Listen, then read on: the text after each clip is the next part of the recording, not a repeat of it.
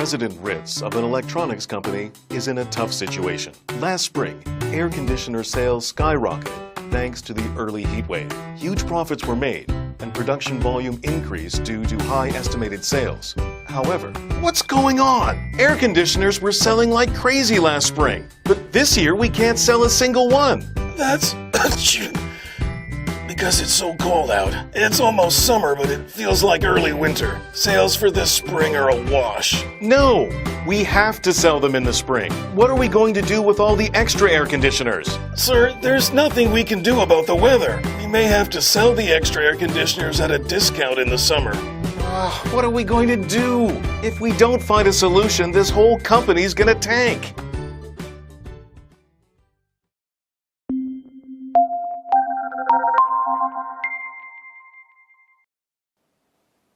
Hello, I'm Elena Un from IGN. What would you say if someone told you that the weather can have a great impact on sales? Actually, it's not an exaggeration to say that it isn't any business that is not affected by the weather. In fact, according to research, 80% of the world's economy is affected by the weather. In the case of Korea's economy, the weather impacts 52% of Korea's production levels. Most executives and businessmen are complacent when it comes to the weather. When sales drop due to bad weather, they just say, "I couldn't help it, maybe next time." However, there's an error in this way of thinking. Even if bad weather has a negative impact on business, there are ways to use it as an opportunity to increase sales. Let's take a look at the Everland case. Outdoor amusement parks often become deserted when it rains, since there aren't many people who want to ride roller coasters wet. Korea's largest amusement park, Everland, was no exception. Whenever the monsoon season overlapped with the vacation season, their peak season was affected and the losses were huge. Everland's management thought about ways to get people to visit even when it rained. In the end, they decided to use the weather to their advantage. Everland decided to offer the monsoon season visitors with umbrellas that were one of the 7 colors of the rainbow. Rides that had the same color as the umbrella could be ridden for free. They called it the Rainbow Festival. The perception that people can't have fun at an amusement park on a rainy day changed. Everland's event made people feel that they could actually have more fun in the rain. So what do you think the results were? The average number of visitors to Everland on rainy days was approximately 1,000. Since the average number of visitors on sunny day was 20,000, the rainy day visitors made up a mere 1/20th of total visitors. However, the average number of visitors during the Rainbow Festival was even higher than that of sunny days. Everland also wanted to find a way to attract visitors on the days that the festivals weren't held. Once again, they used the rain to their advantage and started a new event. If it rained for 4 hours after entry, all visitors would be given free entry passes so that could be used at any time. This was Everland's rain check policy. Various other outdoor venues conduct such events, but this marked the first time for a Korean amusement park. Through this event, Everland was successful in changing the perception of visitors who felt they were cheated out. People began to see rainy days more as a benefit in an amusement park. This event was a huge success, and despite forecasts for heavy rain, people still flocked to Everland. So what do you think?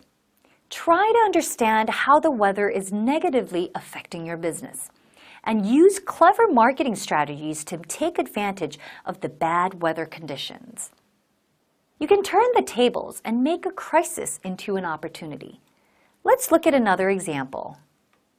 In 1998, a Korean travel agency discovered that their best-selling Australian package did not sell in winter. So the travel agency decided to investigate as to why this was so. They discovered that the reason was the opposite seasons in Korea and Australia. Going to Australia in the winter meant spending Christmas in the heat of summer. Since most Koreans were entrenched in the notion of white Christmas, they avoided going to Australia in the winter. The travel agency decided to take a gamble and use the weather to their advantage. If more than 1 centimeter of snow fell in Seoul in Christmas, people who purchased the Australia package would receive $700 in cash from the travel agency. This promotion aimed to change the minds of the people who initially wanted a white Christmas in Korea. It made the customers to actually travel to Australia and wait for it to snow in Seoul. So what do you think happened? The Australian package sold out in 3 days after announcing the promotion. The travel agency made a huge profit despite it being a non-peak season. So did it snow? No, it did not. Unfortunately for the customers, it did not snow on Christmas that year. What kind of loss would the travel agency had if it snowed? The travel agency was not worried about it snowing at all. This was because the travel agency took out weather insurance before the promotion. So even if it did snow, the entire amount to be paid to the customers was covered by the insurance. Let's go back to the scenario at the beginning. Due to the last cold snap that came before spring, air conditioners were not selling. What could be done? The following is an actual case study of Samsung Electronics. In the spring of 2010, Samsung was concerned over the poor air conditioner sales. According to research, the average temperature must reach above 20 degrees Celsius before people consider buying an air conditioner. A cold front kept the temperatures under 20 degrees Celsius, and nobody was buying air conditioners. Samsung was concerned over their huge inventory of air conditioners that was stockpiling. So they decided to use the weather to their advantage. Samsung told consumers that if the temperature in July and August remained below 30 degrees Celsius for over 24 days, they would be given a $200 cash return for their air conditioners purchase. Of course, Samsung registered for weather insurance before making the announcement. So how do you think this event turned out? Samsung's air conditioner sales increased by 40% from the previous year. In addition, there was a heat wave that summer, resulting in none of the customers being able to claim the $200 cash return. Let's wrap up. Are you still constantly checking the weather forecast, worried about bad weather affecting your sales? Worry no more. From now on, try to develop marketing techniques that lets you use the weather in your favor. And by doing so, you'll be able to use the weather to your business's advantage.